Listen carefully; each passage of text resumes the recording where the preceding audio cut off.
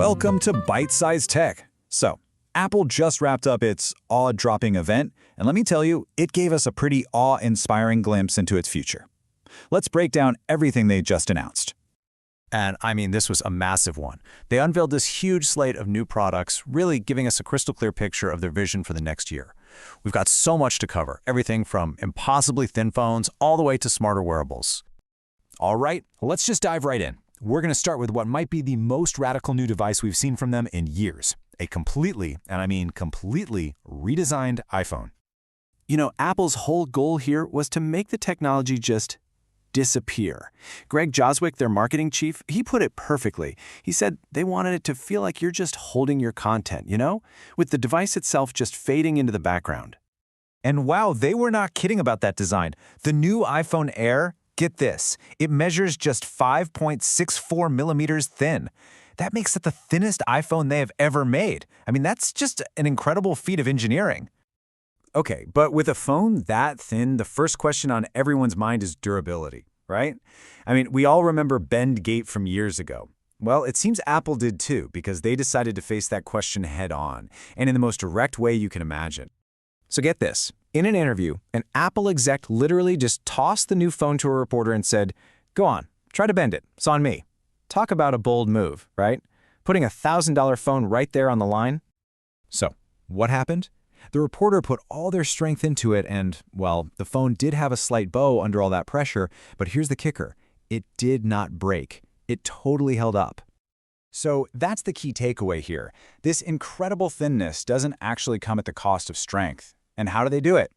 Well, it's all thanks to a super strong titanium band, a new Ceramic Shield 2 display that's 3 times more scratch resistant, and a Ceramic Shield back that offers 4 times better crack protection.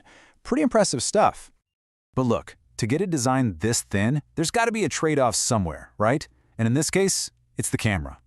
The Air has a single, but still very powerful 48-megapixel wide camera.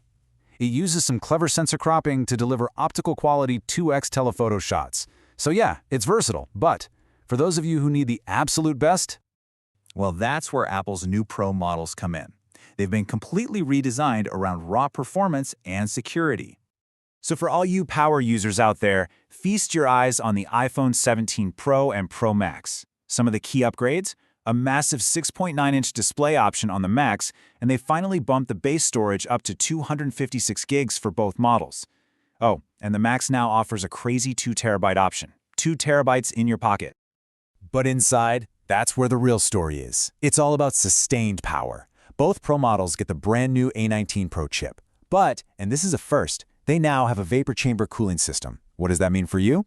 It means 40% better performance over long periods. Plus, the camera system is just fully pro-grade. We're talking 48-megapixel sensors on every single rear lens and a new center stage front camera. And digging a little deeper, under the hood, Apple also rolled out a major security upgrade across the entire iPhone 17 lineup. It's called Memory Integrity Enforcement, or MIE. Now, in simple terms, think of it like a hardware-level bodyguard for your phone. It's designed to stop those really sophisticated spyware attacks by preventing malicious code from ever even running in your phone's memory. It's a huge deal for security. And you know, this focus on improving the foundational tech, it even extends to something as simple as charging. All the new iPhones now support the faster Q2.2 wireless standard. The bottom line? You can get 25-watt charging speeds even with third-party, non-Apple chargers. That is just fantastic news for everyone. Okay, so let's zoom out a bit and see how this focus on smarter tech builds into the broader ecosystem. And we're going to start with Apple's wearables, because they are getting a major health focus this year. All right, first up, the new AirPods Pro 3. And compared to the last generation, these things are a huge leap forward. They've been totally redesigned with a smaller, more secure fit, and Apple is claiming they block twice the noise. I mean, that's a massive claim for noise cancellation, and if it's true, it's a game changer. And speaking of game changers, look at the battery life. With noise cancellation on, you're now getting a full 8 hours of listening time. That's up from 6. That's a 33% jump. I mean, for anyone who uses their earbuds all day long, that is a huge quality of life improvement. But the really big new feature, the headline grabber, there's a miniaturized heart rate sensor built right into the earbuds now, so you can track workouts without even wearing your watch. Now think about that for a second. Managing to fit a sensor that small into an earbud, well, immediately raises a question a lot of us have been asking for years. Yeah, where's the Apple Ring? While this new tiny sensor is definitely fueling that speculation, the reports we're seeing suggest Apple isn't actively developing a ring, mainly because it would just compete with its own super popular Apple Watch. And, speaking of the watch, the new Series 11 and Ultra 3 are doubling down on serious health monitoring. They're introducing a brand new FDA-cleared hypertension notification feature. So here's how it works. The optical sensor on the watch tracks your key biometrics over time. Then, machine learning crunches all that data, looking for patterns. And if it detects potential signs of high blood pressure, boom, it notifies you. Now, to be clear, this isn't a diagnosis, but it is an incredibly powerful proactive health tool. So, let's put all the pieces together. Our phones are getting impossibly thin, our wearables are getting way smarter, and health is becoming more and more integrated. So what does this all mean for Apple's big picture? Well, it really is all about strengthening that ecosystem. I mean, even devices that didn't get a hardware update, like the HomePod, are getting smarter with new software. They're adding cool features like crossfade for your music and expanding Siri's voice controls for multi-room audio. It all just works better together. So when you tie it all together, a really clear direction emerges, right?